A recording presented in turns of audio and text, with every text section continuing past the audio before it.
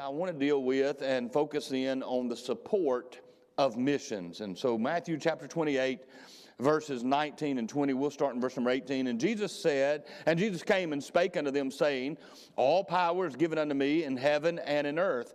Go ye therefore and teach all nations, baptizing them in the name of the Father, and of the Son, and of the Holy Ghost, teaching them to observe all things whatsoever I have commanded you. And lo, I am with you always, even unto the end of the world. And again, this is what we know as what we can call the Great Commission, and it is a charge to his disciples that they would take and that they would spread the gospel throughout the entire world. And that challenge, that charge is still to us today in the sense that they have taken that and they taught it, and those that they taught it to have taken it and taught it to those that are in their generation, and it has just been passed down. And so now it is us, and we are to take the gospel, and we are to baptize and teach those that we're able to minister to as well. We have dealt the past several weeks, and we started doing this on the first Sunday night in January, and we've used a Wednesday night also to cover some different subjects. And so we're looking tonight at the support of missions, but we've already looked at and hopefully have established in our hearts and that we're supposed to be involved in missions as a church and as individuals. We know that God calls people to different areas, and those families and those individuals would go and they would serve in different areas of ministry, some of them locally, some of them nationally, some of them internationally across the world. And the question that we want to deal with tonight and try to answer to the best of our ability is, how are they supposed to get there? What is our role supposed to look like here while they are there? If they're serving and they're going where God has called them, what are we as a church capable of doing, and what are we supposed to do concerning them and them serving on the field? I want to start tonight and deal with what I'm calling errors of support. I think that there are many mistakes just assumed about missions and about missionaries and about the church's involvement in missions. One of the first ones that we hear a lot of times is, well, missionaries are just using the church. I mean, they're just living off the church. They're just taking advantage of the church. And the reality of that statement is it's backwards. It's not the missionary using the church, but it's rather the church that is using the missionary. We are commissioned, we are charged with getting the gospel to the entire world.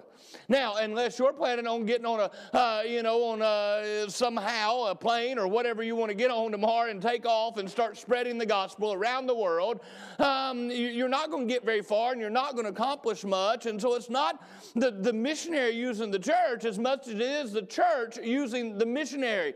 They are, we should see the missionary, I put it in your book, now we should see the missionary as a vehicle by which the local church transports its ministry to another part of the world.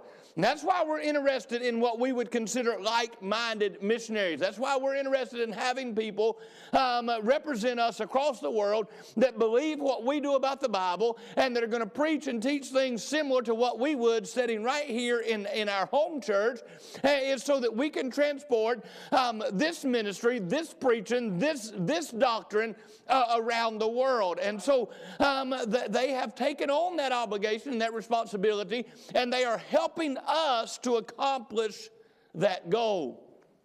The Lord gave the responsibility of carrying the gospel to the world to the local church.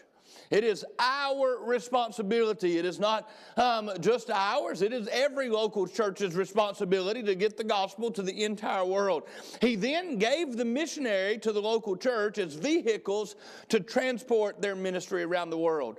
And so we take advantage of those missionaries that God would send through and we would become acquainted with and that we could partner with, and that are going to different locations, and those that He would even call right here out of our church to be involved in different ministries and be involved in different aspects of ministry all around the world. And so we are using them to accomplish the commission, the charge that God has given us. It's not something that we can do individually. It's something that we're going to have to do collectively. It's not something that we can do individually in the sense that we can afford to send missionaries around the world individually. Now, maybe you're a lot better off than I think some of you are, but I know in my family, we couldn't afford to take on another family and send them all around the world. We couldn't send another family and fund them properly to be able to spread the gospel in any other country, on our own. But collectively, we as a church could take and send a missionary family over to the field and pay their support and provide for them and care for them. And then yet another way that we as a group of independent Baptist churches, it's not falling on one church, but several churches would support several missionaries and were able to accomplish even that much more. And so it is not the missionary using the church. We have that backwards in our mind. I mean, we come and they're trying to get money from us, and they're trying. It is us using them. We are trying to get the gospel around the world, and they are our tool. They are our avenue to be able to accomplish that. There's another error that I would point out tonight that I think is important, and that is that the missionary is not obligated to the church. A lot of times you'll hear or dealing with, especially from a pastoral standpoint of missionaries, and then the church has no say in what they do or what they accomplish or what they preach or teach, and I would say it's just the opposite. Whenever you have petitioned and you have partnered with and you are taking support from that church, then that local church has right to what you're involved in. Not in the sense that we are dictating what our missionaries do and that we are trying to, micromanage every one of our missionaries and what they're doing. The reality is we're not on the field with them, and we don't see what works on a daily basis, and we don't understand the struggles that they're fighting with in their churches and in their cultures and in what they're dealing with on a daily basis. And so we're not micromanaging them in that sense, but they are obligated to the church. And I mean by that they are obligated doctrinally. Whenever a missionary comes through, we want to spend time with them, and we want to talk to them, and we want to look at their ministry, and we want to know what they're teaching. We want to know what they're preaching. We want to know what Bible they're using. We want to know what they believe about salvation, and are they going to be witnessing? Are they going to be striving to win people to the Lord? What are their thoughts on discipleship? We want to know what their thoughts on baptism are. We want to know what their thoughts on the Lord's Supper is. We want to know what their thoughts on marriage is. We want to know these things. We're trying to figure out where they stand doctrinally. Why? Because they are obligated to us doctrinally. Now, if they would tell us that they agree with our stance, or they would tell us what their stance is, and we take them on for support, believing what they told us, and them maybe believing exactly what they told us as well, but getting to the field and then changing their stance on certain things and changing their doctrinal stance on certain issues, they are obligated to the church, I believe, to let us know that. Because we supported them with the mindset that they were going to be teaching what they told us they were going to be teaching. They're going to be preaching the doctrines that they said, that they told us, that they believed. And so we assumed that when they got to the field, they were going to continue preaching those doctrines, continue living that way, continue preaching the same way that they were while they were here with us for whatever time they may have been. And if that changes, they are obligated to us to let us know. Now, it is my responsibility as the pastor, and we strive to do so, to stay caught up on our missionaries and read their letters and figure out, through this day and time, it's a lot easier through social media and different contacts and being able to watch and see what they're teaching, what they're doing, if they're not doing. And as we begin to see maybe some things change, as we begin to see maybe some of them sadly change in their doctrine and change in what they're preaching, then we're going to question them. And we're going to address that, and if they're actually changing and they're not teaching and they're not preaching what they told us they believed and what they stood on, we're going to pull that support. Why? Because they were obligated to us doctrinally. I believe they're obligated physically. It is their obligation to make sure that we know what they're doing and what's going on in their ministry. And we do that oftentimes in this realm of independent Baptists through missions letters. And they send emails and they send letters out. And we have a website and we have a display board back there, a monitor that you can go by and you can read those monthly newsletters on. You can log on the internet and read them at your house and off your phone. And you can read those newsletters and you can stay up to date on what our missionaries are doing. If you don't do that, I'd encourage you to do so. But it is their obligation to keep us informed on what is going on in their ministry. It is not our obligation to search them out and have to find out and see if they're still on the field, if they're still involved in doing what they ought to do, and whether or not they're still preaching and starting churches. It is their obligation to let us know. Now, some missionaries do that quarterly, some do it monthly, some do it weekly through podcasts and through social media. Some do it daily, on Facebook and Instagram, different things, and we're able to see and we're able to stay up to date on what they're doing. And they're obligated to us to do that. Now, it's up to us to make sure that we're staying up to date on what they're doing, in the sense that we're reading those newsletters and we are staying up to date on what they are accomplishing. It's hard for us to question what the missionary may be doing if we haven't read a newsletter in a year. Not because they hadn't seen it, but because we haven't been interested. It's hard for us to question what they've been doing whenever they're putting out podcasts and they're putting out social media things, and we're not taking time to read it. Now, that's not on them, that's on us. But they are obligated to at least physically put that out there for us. And so the missionary is obligated to the local church tonight. I believe that every missionary ought to be sent from a local church. Every missionary ought to have a home church. Every missionary ought to have a church that has a pastor, and they answer to that church and to that pastor. And we now have Brother Brandon and Miss Kayla that are raising support through other churches, and they're headed and going to be spending moving to Honduras. And it is my obligation to stay up to date with them, find out where they're at on their support. And at any time a pastor would call and want to know questions about them, I ought to be able to answer those questions. Why? Because we are their sending church, and I am their local pastor, and I ought to be up to date on those things.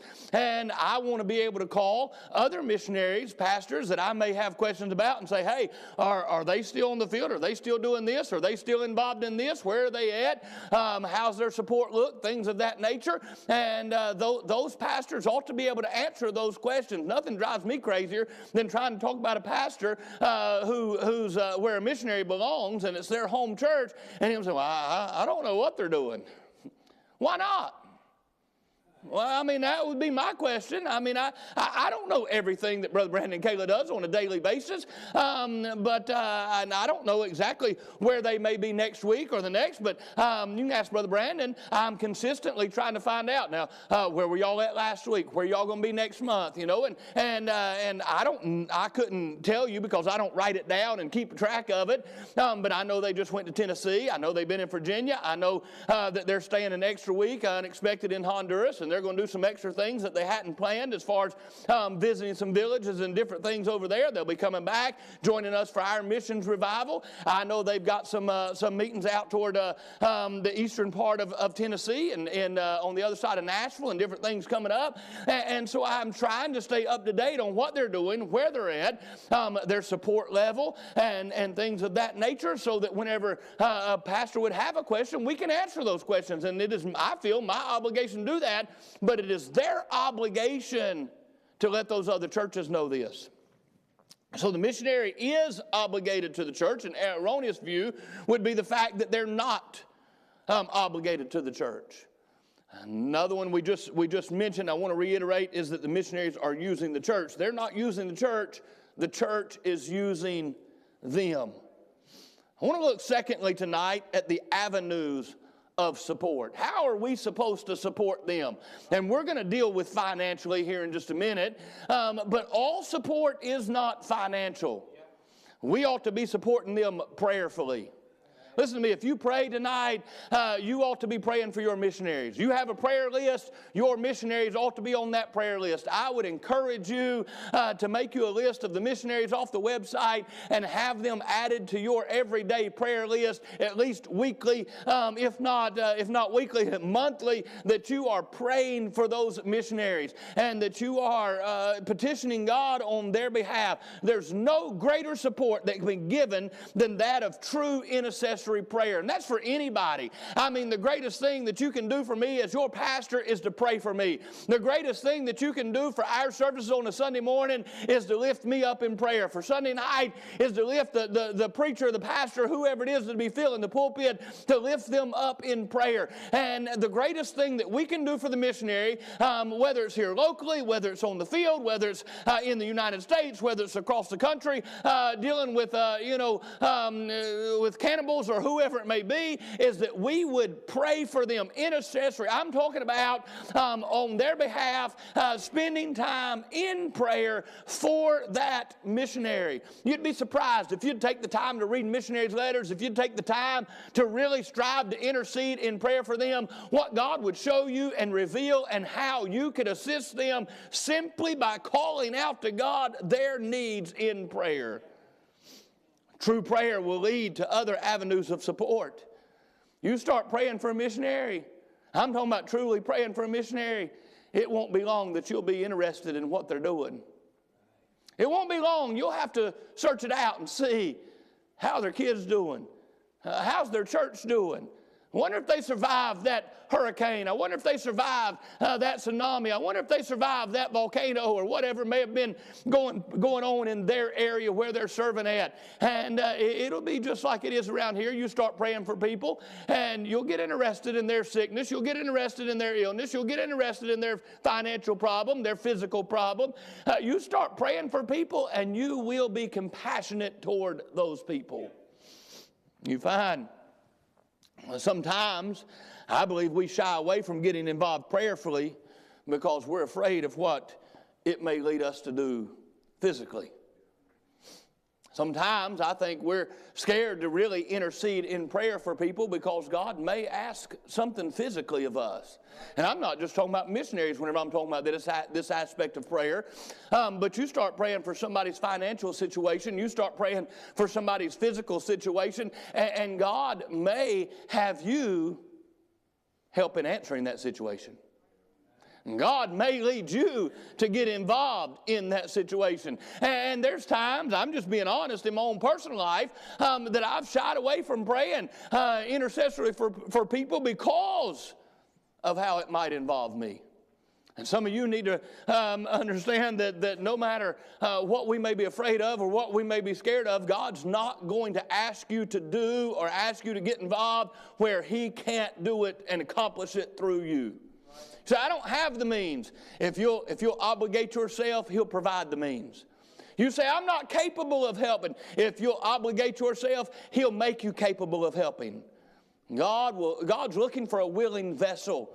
I mean, so many times we think that we've got to have it all figured out and we've got to have it all organized and we've got to all No, what God's looking for is simply somebody to be willing to do what He wants to accomplish through them. If you've already got it all figured out, you don't need Him. If you've already got it all organized out, you don't need Him. What He needs is somebody that'll listen to His organization. What He needs is somebody that'll listen to what He wants done, not that'll tell Him what needs to be done. And so if you'll pour your heart out in intercessory prayer, God will take and supply you and give you what you need to be sometimes the answer to those prayers.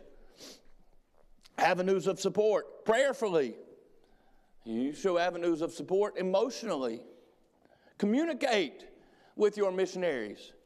You'd be surprised at how easy it is, especially this day and time, just to communicate with your missionaries. Most of them have ways to text message you, whether it be through a regular cell phone or through WhatsApp, and you can internationally text back and forth with your missionaries for free. It don't cost you a thing to get involved in them personally, and I'm talking about just say, hey, I want you to know I'm praying for you. Is there something specific that we could pray for? Find out when their birthdays are. Find out when their anniversaries are.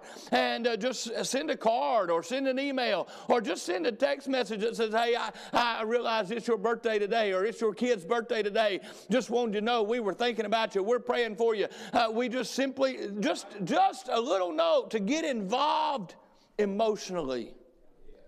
You'd be surprised at how far it might go.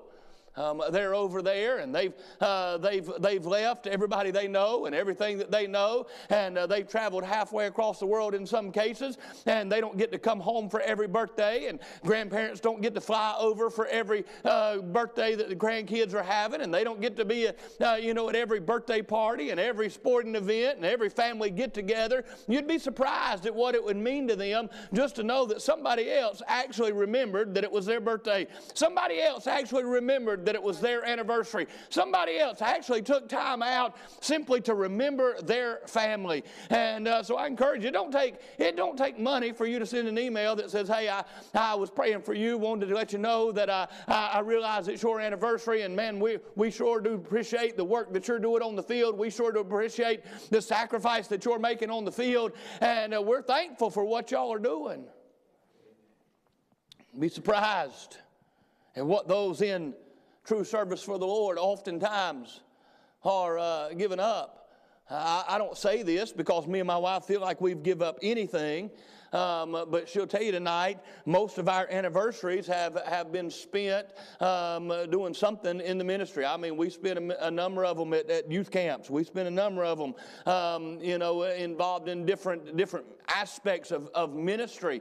And I know I'm thankful every day for the wife that God gave me, because I know there's some wives, man, if you would have not took them off for their wedding anniversary, and you'd have not took them off for their 10-year and their 15-year, and you'd have told them, look, we're going to celebrate our 10-year anniversary, at youth camp, it probably wouldn't have ended too well. It probably wouldn't have went over that well. But there's sacrifices that are made for the ministry, and I'm thankful for those sacrifices. I'm thankful for those opportunities that God gives us to serve Him, and these missionaries are giving up way more than that. I mean, we're able to push ours just to the next week and celebrate a little bit later or celebrate early. They don't have that opportunity. They're not coming home every weekend. They're not coming home every other month, and so they're not capable or able to accomplish some of those things like we are. It would encourage them for you to get involved physically in their life. And just as much as they need us to be prayerfully involved and they need us to be emotionally involved, they need us to be financially involved. Without us being financially involved, they're never going to get to the field. Without us being financially involved, they're never going to accomplish what they could and what they need to on the field. Most missionaries, not all, some are, have managed and done very well, and I'm not condemning them even for it, but you'll find most missionaries are living below the means of what they actually need to do the work properly where they're at. Not all are like that, but the majority of them are like that, and you'd find that any extra income that they can manage to muster up, and any extra monies that they can come up with, is put and spent in the ministry. It's not used on them, and it's not for them. It's used in the ministry. And we do financially support missionaries here, and we do that through our faith promise giving. I don't know that there's anybody here tonight that doesn't know that, but that's how we support our missionaries. We support them over and above our tithes with our offerings. And so we ask for commitments from our families, from our individuals in the church. And we'll ask this year for you to pray and you to seek the Lord about what you're to give and what your family ought to give, not out of their tithes, but out of their offerings that we could support missionaries with. And God has blessed our faith promise giving since we started that 16 years ago.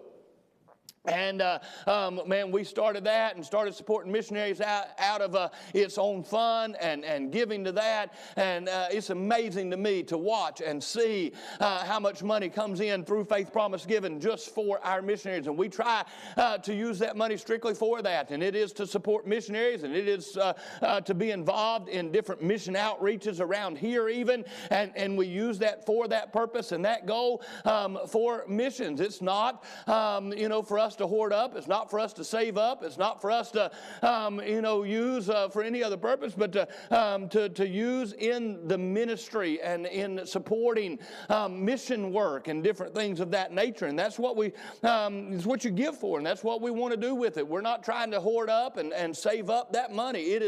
We look at that as we are a funnel for God to give through. God is giving to us so that He can give through us. And it's coming up. We're going to have our Faith Promise. Brother Dwayne will mention this week those Faith Promise cards that we'll pass out, and we'll take those back up on the following Sunday, and we'll have you to pray over them, and we'll ask you to commit to giving on them, and we hope that through that we're able to increase our giving and possibly take on even more missionaries throughout the course of the next year. Missionary support is something that we want to continually grow, not something that we want to decline on. I'll never forget. There at Tabernacle Baptist Church down in Greenville, South Carolina, Brother Harold Seitler, it was his, as he pastored that church for all them years and built a great work down there. It was his way of doing things, man. Whenever things got tight around the church, whenever things financially were burdensome on the church, he'd stand up and he said, all right. He said, we're struggling in our general account, man. We need, we're having just things are tight. He said, what we're going to do is we're going to take on another missionary. And he said, man, they'd take on another missionary or two and start supporting another missionary. And you say, why?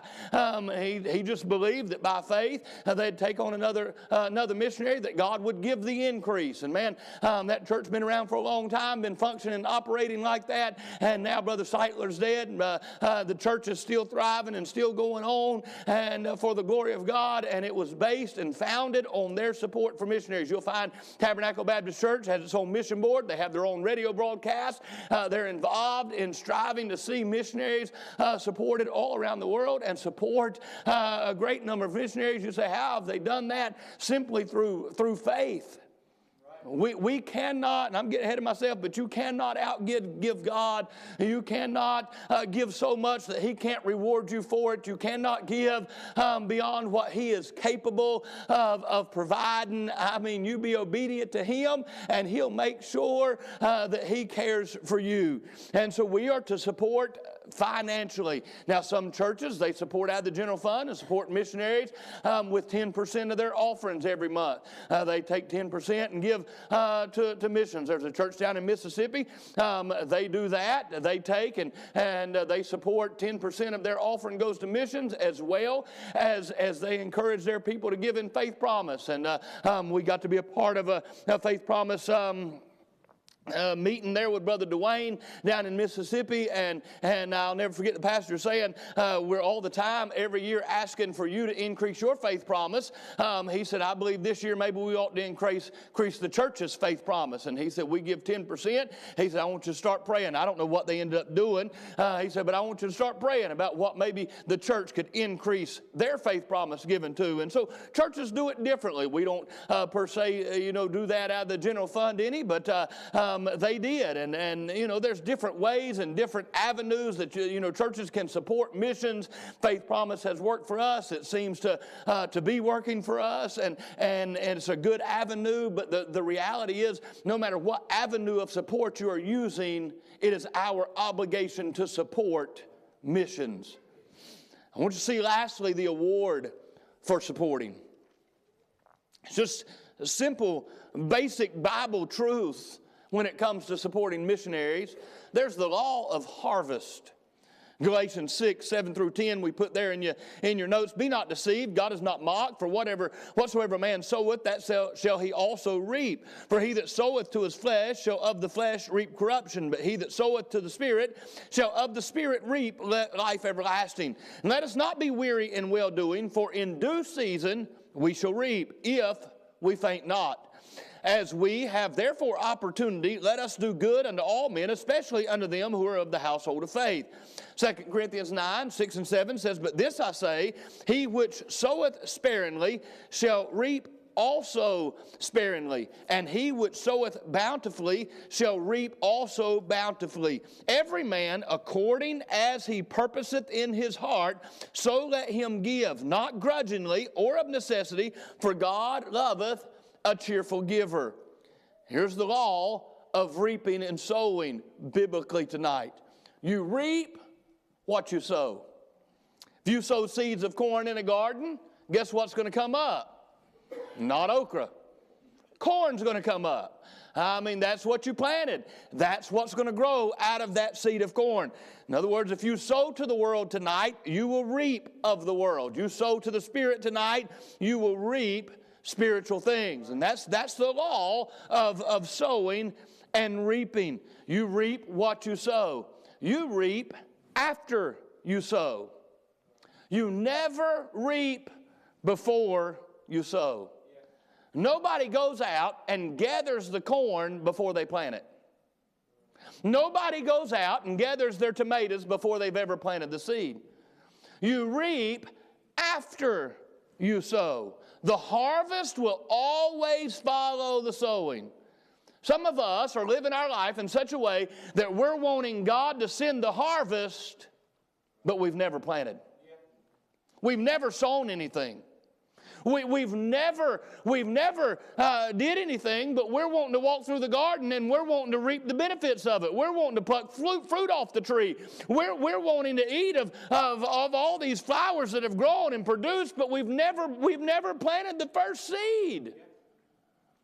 We've raised a generation in this day and time that they don't understand what it is to not have handouts. I mean, they're looking for the government for handouts. They're looking for you to hand stuff out for them. And I mean, they're looking for whatever free item they can get. And we've allowed that mentality to creep into the churches. And here what we produce is we've produced a lot of people in our churches. They don't tithe. They don't give to missions. They don't give to building funds. They don't get involved financially any way, shape, or form. And yet they want to come in and they want to reap the benefits of the church.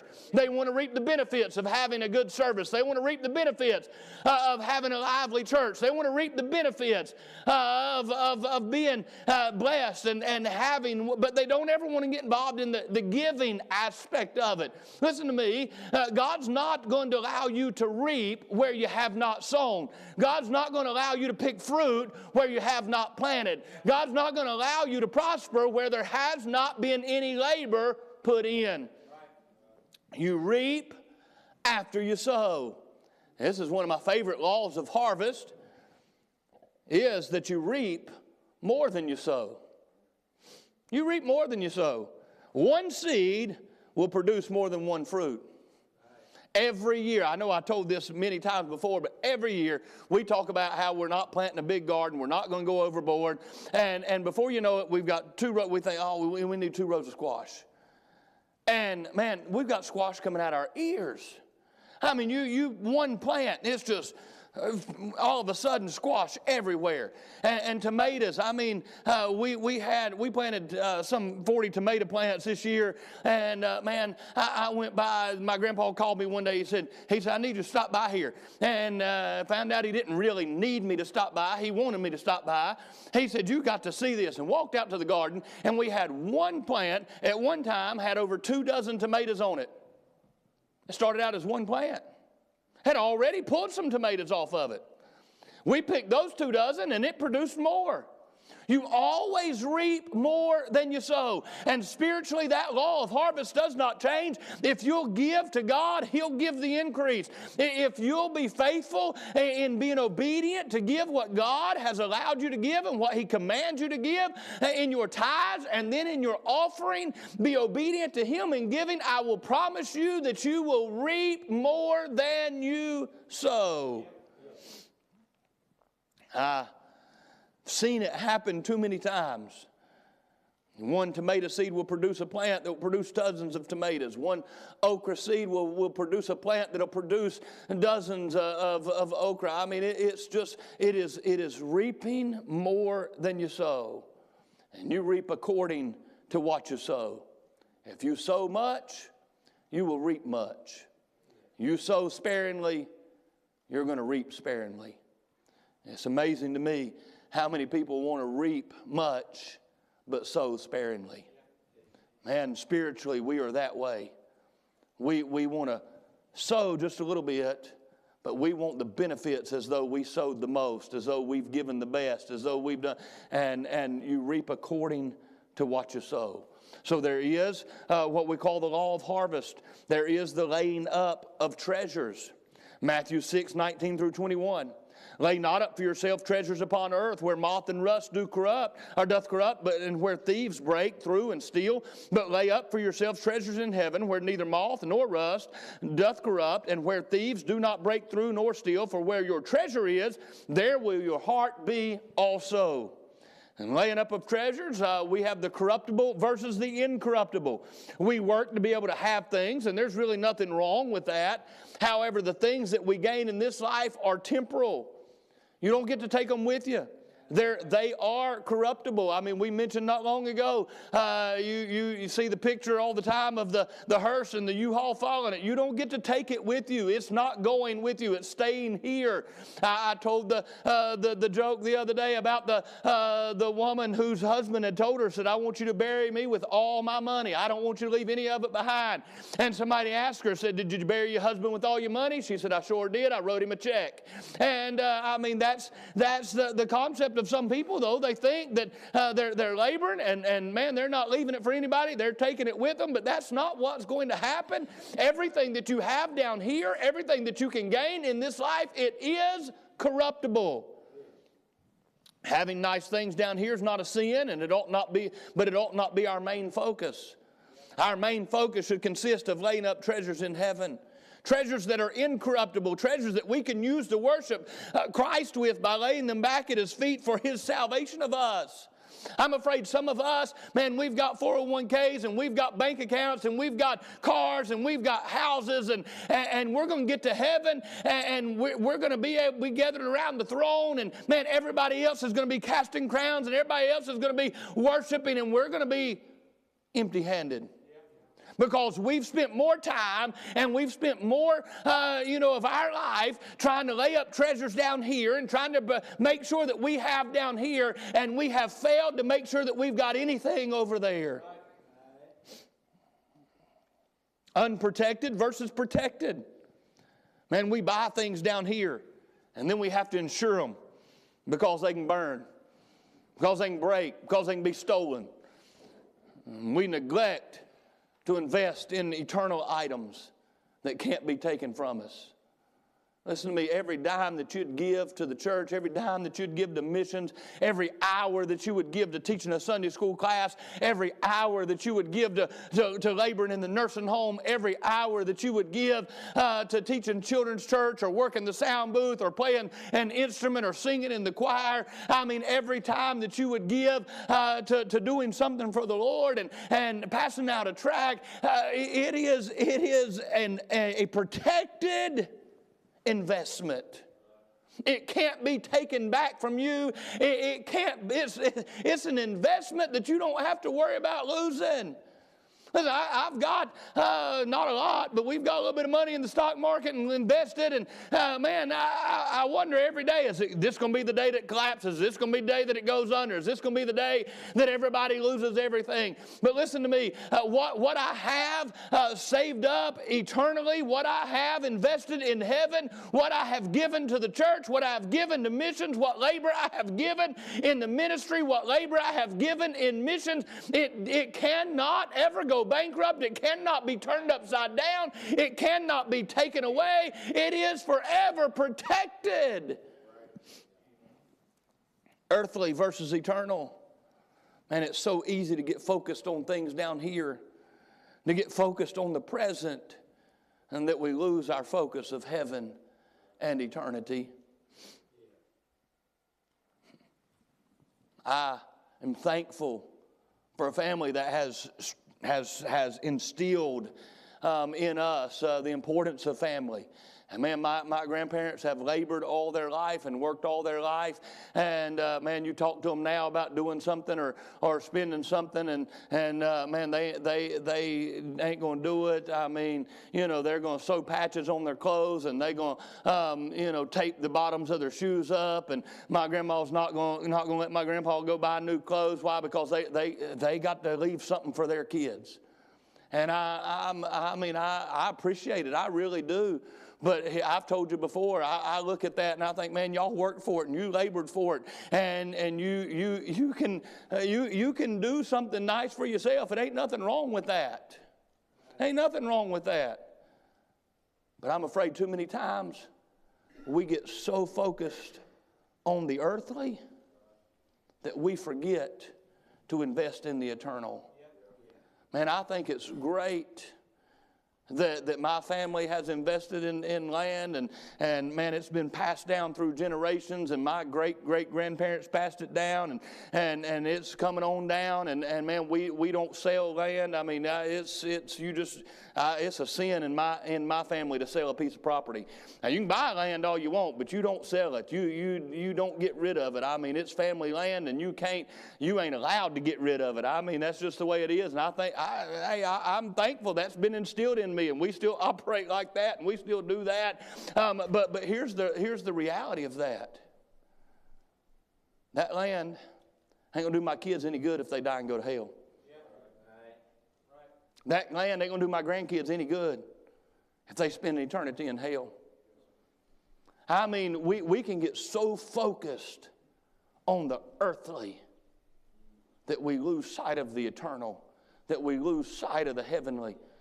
I mean, you have to live here. I get it. You have to live here. And I've heard them say, oh, they're so heavenly minded that they're no earthly good. Maybe I just ain't met a bunch of people, but I ain't met nobody like that yet. I mean, I believe we're just the opposite. We're so earthly minded, we're not much heavenly good. We're so caught up in doing. I know I mentioned it before, but I'd mention it again. And Brother Tim Fleur down in Florida preached a message I listened to not long ago. And I don't even remember the title of it. I'd tell you so you go listen to it. But he was dealing with the whole aspect of living in this world. And he said so many times, we're so engulfed and so attached that we forget what we're really doing here, and we're going to our jobs every day, and we're going and we're making money every day, and we forget why God provided it for us and why God gave it to us. And He gave it to you so that you might have something to give to Him. He gave it to you so that you might have something to invest in missions. He gave you something so that you might have something to invest in helping others and reaching others for the cause of Christ. He didn't give it to you for you to make much of yourself down here. He gave it to you so that He might be magnified and He might be glorified through it. I ask you a couple questions tonight. How's your garden look? You go look at my garden right now, and man, up beside the house, we didn't plant one there last year. We had one with my grandparents, and it's grown over, and it looks like the rest of the field. You about can't even tell where it was. I think some of our spiritual gardens are about the same way. It's been so long since we tended them, so long since we turned the ground over, so long since we've had a seed planted in them that you about can't even tell where they're at. What you been sowing in your spiritual garden? What you going to reap spiritually? What you been planting? I wonder what your harvest is going to look like come the end of spring. What you going to walk out to your garden and get to pick? What is it that you're going to be providing and feeding your family that's come out of your garden?